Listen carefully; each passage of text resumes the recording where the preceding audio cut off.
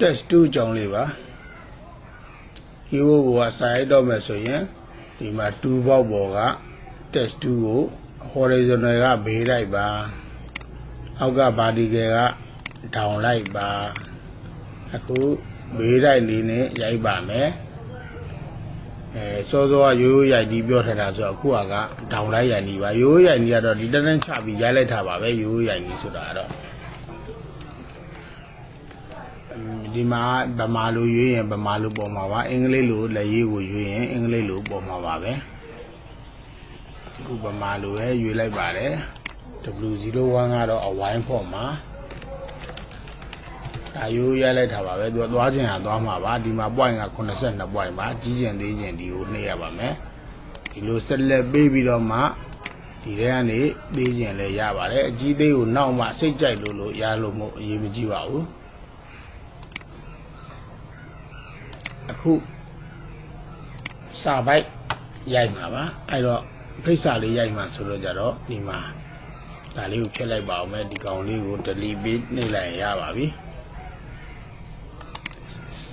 test 2ကိုယူလိုက်ပါတယ်ဘေးတက်ရိုက်မှာမို့ပါပြီးရင်ဒီမှာပေါ့ option ဘားတန်းလေးရဒီမှာဒီကောင်လေးကိုနှိပ်ပါတယ်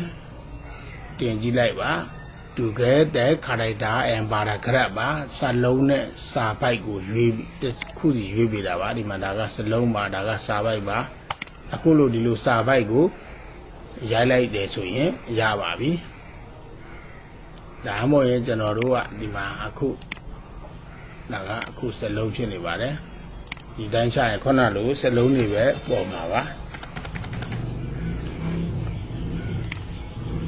ကျွန်တော်တို့ကဒီလိုမျိုးrate လေးပေးလိုက်တာပါဒါဆိုရင်ဒီထဲကိုရိုက်ထားပါပဲပြန်လုပ်ပြပါမယ်ကျွန်တော်တို့ကဒါအခုစာရွက်ပါ A4 စာရွက်ဆိုတော့ခေါက်ချိုးဖိတ်စာရေးမှာဆိုတော့ဒီဘက်မှာဘောင်လေးတွေပါလေးတွေကလည်းထားအောင်မယ်စိတ်ထဲမှာတွေးရမှာပေါ့အဲ့တော့ဒီမှာတက်လက်မလောက်ပေါ့ဒီမှာလက်မတယ်ဒီပေတံပြောက်နေကွန်ထိုးအားနဲ့နှိပ်ပေးရပါမယ်ရှိနေပြောက်တော့မှာပါအဲ့လိုလေးတစ်ချက်နှိပ်ပြီးတော့မှဒီမှာဟိုဘက်ကိုလည်းတက်လက်မလောက်လေးခြံပေးရပါမယ်ဒါလည်းဒီထဲကိုစာရေးပါမယ်လို့ကြေညာလိုက်တာပါပဲကိုရေးလို့ရပါပြီ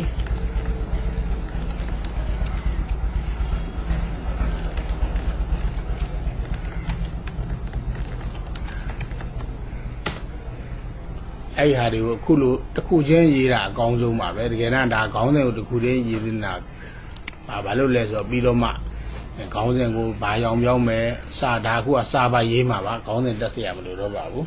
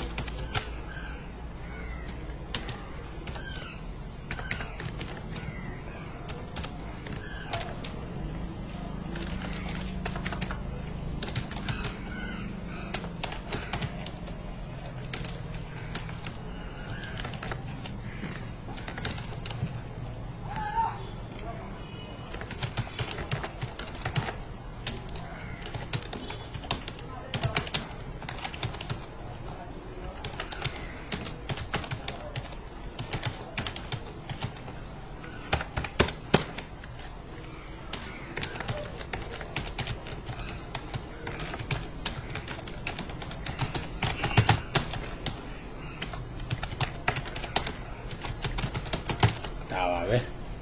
အောက်ဝင်သွားတာပါအောက်ကိုချက်ပြလိုက်ပါမယ်ဒါစာပါရေးလိုက်တာပါ